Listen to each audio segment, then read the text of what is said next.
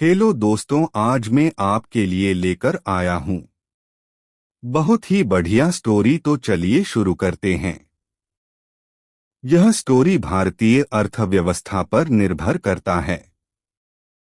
अंग्रेजों ने अपनी व्यापारिक सुविधाएं बढ़ाने और आर्थिक संसाधनों का दोहन करने के लिए अनेक प्रकार की आर्थिक नीतियां अपनाई। मार्क्सवादी विद्वान और बोली विशेषज्ञ R.P. दत्त के अनुसार औपनिवेशिक सरकार ने भारत के आर्थिक संसाधनों को तीन अलग अलग प्रकार से दोहन किया। अपनी चिरस्थायी कृति इंडिया टुडे में उन्होंने पहले चरण को तिजारती चरण 1757 से 1813 कहा है। दत्त का तर्क है कि कंपनी ने व्यापार पर एक अधिकार जमाया और बंगाल के दस्तकारों पर घोष जमाकर उन्हें अपने अपने उत्पाद सस्ती कीमतों पर बेचने के लिए मजबूर किया। दत्त ने 1813 से 1854 की अवधि को दूसरा चरण कहा है। दोहन के इस दूसरे चरण के दौरान भारत ब्रिटिश उद्योगों के लिए कच्चा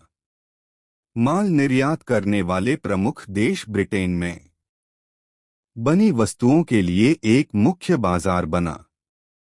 इस चरण में भारत में बने उत्पादों को इंग्लैंड बनी उत्पादों से कड़ा मुकाबला मिला। उन्होंने ब्रिटिश लूट के अंतिम चरण में 1860 में वित्तीय पूंजीवाद का युग कहा। इस चरण में अंग्रेजों ने अपनी राजनीतिक और व्यापारिक जरूरत के लिए भारत में रेलवे, डाक और टेलीफोन तार व्यवस्था कायम की, जिसके चलते अनंत भारतीय जनता कर्ज की बोझ में दब गए। यदि हम भारतीय उपमहाद्वीप में अंग्रेजों के आर्थिक विस्तार से विश्लेषण करें तो पाएंगे कि R.P. दत्त की विवेचना बिल्कुल सही थी।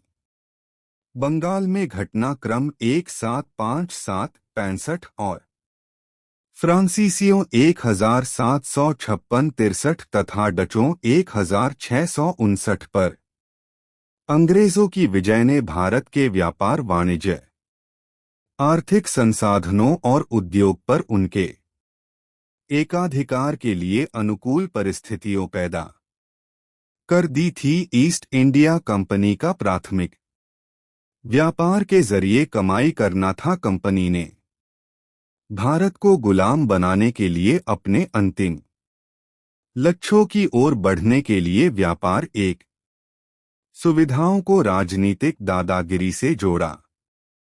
1757 के बाद अंग्रेजों ने जमीनी व्यापार पर बड़े पैमाने में कब्जा किया। कंपनी के अधिकारियों और नौकरशाहों ने नमक, सुपारी, तंबाकू जैसी जिंसों के व्यापार पर कब्जा किया। सभी यूरोप व्यापारियों को इन वस्तुओं का कतई व्यापार करने की इजाजत नहीं थी। मीर कासिम के शासनकाल में यह खराब व्यवस्था नवाबों और अंग्रेजों के बीच नियमों के उल्लंघन का सबसे महत्वपूर्ण कारण बनी।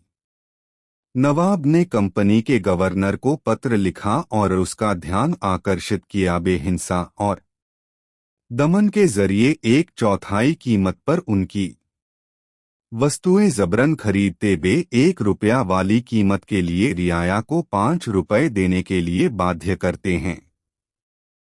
कंपनी के इस दस्तावेजों से खरीद के लिए पुष्टि तो होती है, लेकिन असलियत यह थी कि जो लोग इस अनुचित मांग का विरोध करते थे उन्हें कोड़े मारे जाते थे और कैद कर लिया जाता था।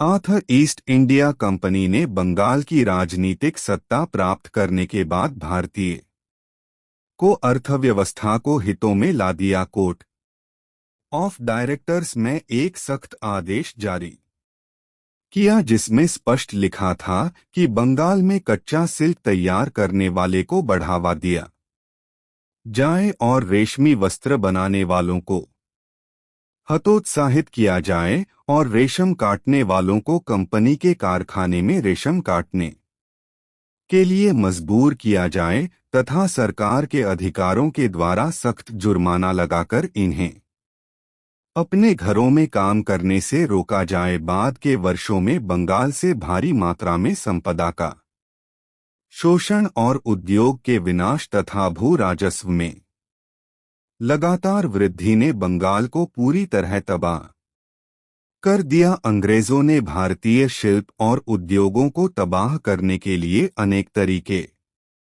अपना। ब्रिटेन की संसद ने कपड़ा उद्योगों के लिए निषेधात्मक और व्यय संबंधी कानून पारित किया। बंगाल के मूल्यवान वस्त्रों जिनकी पूरी दुनिया में मांग थी पर अंग्रेजों ने एकाधिकार कर लिया। कंपनी बनकरों को कर्ज देकर उन पर अपना एकाधिकार कर लेती थी ताकि उन्हें दूसरों के लिए काम न करना पड़े।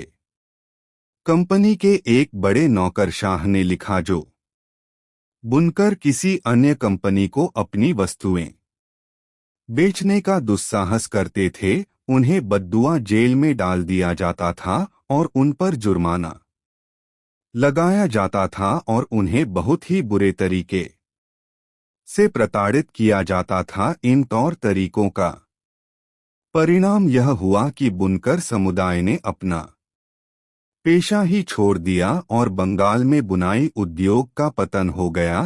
तो दोस्तों, यह था भारतीय अर्थव्यवस्था का औपनिवेशिक अर्थव्यवस्था में बदलना। तो दोस्तों, आज की वीडियो यहीं पर समाप्त करते हैं। वीडियो अच्छी लगी तो लाइक, कमेंट और चैनल को सब्सक्राइब जरूर करें।